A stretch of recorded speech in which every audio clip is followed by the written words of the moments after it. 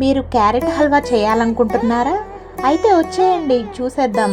ముందుగా కొన్ని క్యారెట్ తీసుకొని క్యారెట్ తురుముకోవాలన్నమాట. సుమారుగా మీకు సరిపడిన క్యారెట్లు తీసుకోవాలి. వాటిని తురుముకోవాలి. తురుముకున్న తర్వాత ప్లేట్ని పక్కన పెట్టుకొని ముందుగా స్టవ్ వెలిగించుకొని కడాయి పెట్టుకోవాలి. తర్వాత దానిలో నెయ్యి వేసుకోవాలన్నమాట. తురుముకున్న క్యారెట్ని ఆ నేతిలో వేసుకొని మగ్గాలన్నమాట. బాగా క్యారెట్ అనేది పచ్చివాసన లేకుండా మీడియం ఫ్లేమ్లో పెట్టుకొని మగ్గనివ్వాలన్నమాట. చాలా బాగా మగ్గితేనే దానికి టేస్ట్ వస్తుంది. పచ్చి పచ్చిగా ఉంటే టేస్ట్ రాదు హల్వా. ఎప్పుడు మీడియం ఫ్లేమ్లో పెట్టుకొని మూత పెట్టుకొని మగ్గనివ్వండి. చాలాసేపు పడుతుంది మగ్గడానికి క్యారెట్ అనేది. కొంచెం టైం పట్టినా పర్వాలేదు, మనం టేస్ట్ అనేది చూసుకుంటాం కాబట్టి టేస్ట్ కోసం మీడియం ఫ్లేమ్లో పెట్టుకొని క్యారెట్ హల్వా అనేది ఫ్రై చేసుకోవాలి.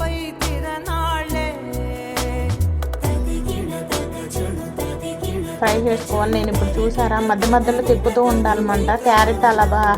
క్యారెట్ హల్వాకి క్యారెట్ అలా వదిలేసేసి మిగతా పనులు అనేది చేసుకోకూడదు. క్యారెట్ని మధ్య మధ్యలో తిప్పుతూ ఉండాలన్నమాట, వేగనివ్వాలి.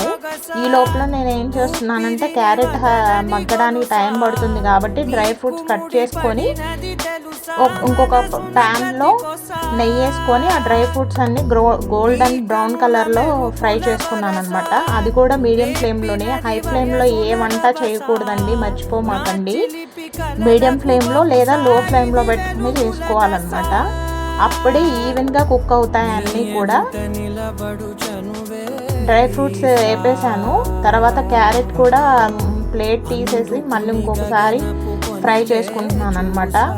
అందులో మనం నెయ్యి వేసాం కదా, నెయ్యి అనేది తేరుతూ ఉండాలి.